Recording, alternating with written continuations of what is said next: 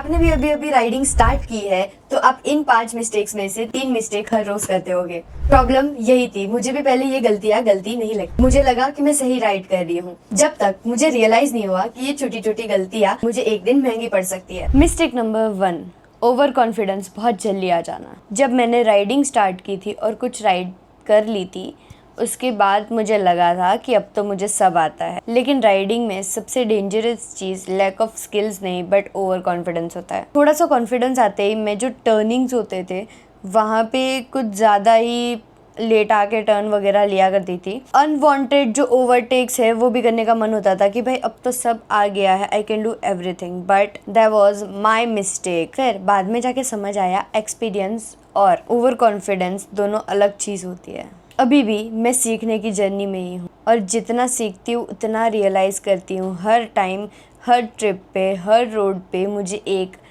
नई स्किल सीखने को अभी भी मिलती है। मिस्टेक नंबर 2, रोड्स को प्रॉपरली स्कैन ना करना। पहले मेरा पूरा फोकस बाइक चलाने पे होता, मैं दूर तक नहीं देखती थी। फिर धीरे धीरे समझ आया कि राइडिंग काफ़ी हद तक ऑब्जर्वेशन का खेल है। आपको सिर्फ सामने वाली गाड़ी नहीं देखनी होती है, आपको दूसरी भी बहुत सारी चीज़ें हैं जो आपको देखनी पड़ती है।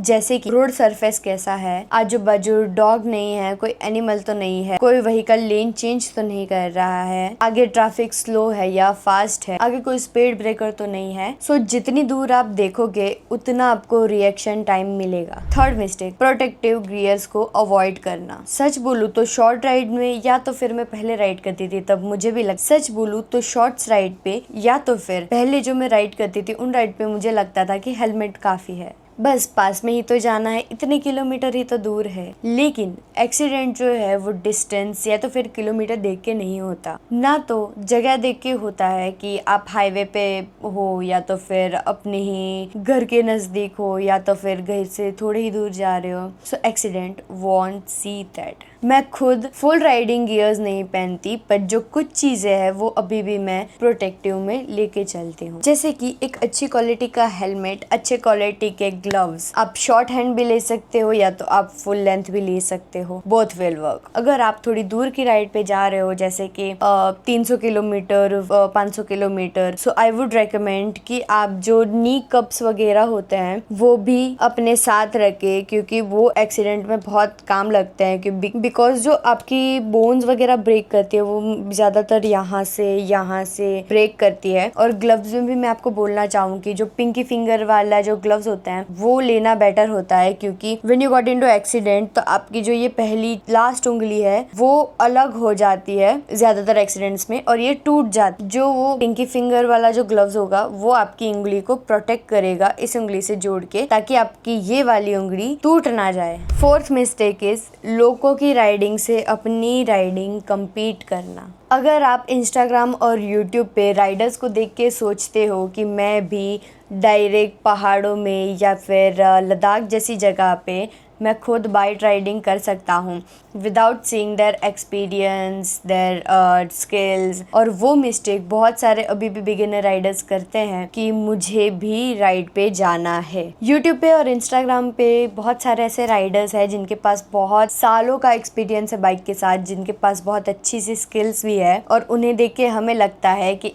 ये सब स्किल्स हमें भी बहुत अच्छे से आती है, हम भी इनके जैसे बाइक राइड पे जा सकते हैं। बाइक राइड पे जाने में कोई मुश्किल नहीं है, बट जब मुश्किल रियलिटी चेक देती है कि उन लोगों ने इतनी आसानी से कर लिया और हमसे ये नहीं हो रहा है, तो बहुत सारे बिगिनर्स ऐसे भी मिस्टेक करते हैं। किसी का 5-10 साल का एक्सपीरियंस होता है और किसी के पास स्किल्स होती हैं या तो फिर राइडिंग ट्रेनिंग होती है और उनको देख के हमें लगता है कि हम भी ये सब थोड़े दिन कर लेंगे और then we can go on rides and we can do it. But ये सब चीज़ें देखने में और रियलिटी में बहुत फ़र्क होता है। जब आप रियलिटी में उस जगह पे राइडिंग करने जाते हो तो आपकी राइडिंग स्किल्स मैटर करती है, आपका एक्सपीरियंस भी मैटर करता है, आपके रोड के साथ कैसा एक्सपीरियंस है वो भी मैटर करते हैं। बहुत सारे ऐसे राइडर्स हैं जो उन जगहों पे 2 से 3 बार जाके आ चुके हैं, हर बार उनके साथ नया एक्सपीरियंस होता है। दे ऑल्सो से कि आपको रोड्स वगैरह देख के आना चाहिए, आपको वेदर्स देख के आना चाहिए। ऑल्दो उनके पास इतने सालों का एक्सपीरियंस है राइडिंग का, रोड्स का, फिर भी वो लोग भी नया ही सीखते हैं और उनके साथ हमें भी नया ही सीखना चाहिए। उनको देख के हमें ओवर कॉन्फिडेंस या तो फिर उनको देख के हमें कम्पीट नहीं करना है। और फिफ्थ मिस्टेक जो बहुत कॉमन है, प्रैक्टिस की वैल्यू को अंडर एस्टिमेट करना। पहले मुझे भी लगता था कि राइडिंग स्टार्ट करने के बाद जब तक मैं राइड करती जाऊंगी तब तक मेरी स्किल्स जो है और एक्सपीरियंस जो है, मेरा स्किल्स और एक्सपीरियंस वगैरह है वो अपने आप ही इम्प्रूव होता जाएगा। But that was not true. बस बाइक चलाते रहो और राइड्स करते रहो तो आपको सब आ जाएगा, आपका सब इम्प्रूव हो जाएगा।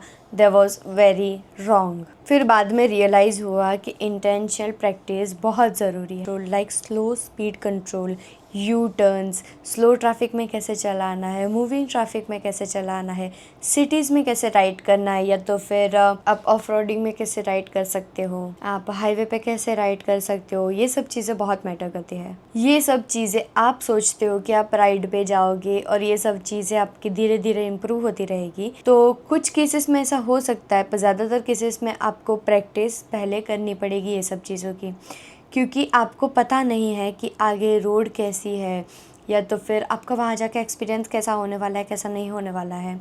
सो you must have to practise a bit. और ऑनेस्टली बिगिनर राइडर्स के लिए स्किल्स स्पीडिंग से ज़्यादा इंपॉर्टेंट होनी चाहिए। तो ये थी मेरी 5 मेन मिस्टेक जो मैंने की थी और आज मैं आपको बताने आ रही हूँ एज अ बिगिनर राइडर। मैं भी सीख रही हूँ, शायद फ्यूचर में मैं और भी मिस्टेक करूँगी, उन मिस्टेक्स को मैं सीखूंगी और मैं आप तक भी लेके आऊँगी। अगर आप भी बिगिनर राइडर हो तो मुझे कॉमेंट सेक्शन में बताना कि आपने ऐसी कौन सी गलती की है जो आप लोगों को बताना चाहते हो या फिर न्यू बिगिनर्स को समझाना चाहते हो। वीडियो पसंद आई हो तो लाइक करना, चैनल को सब्सक्राइब करना। मिलते हैं नेक्स्ट व्लॉग में, बाय।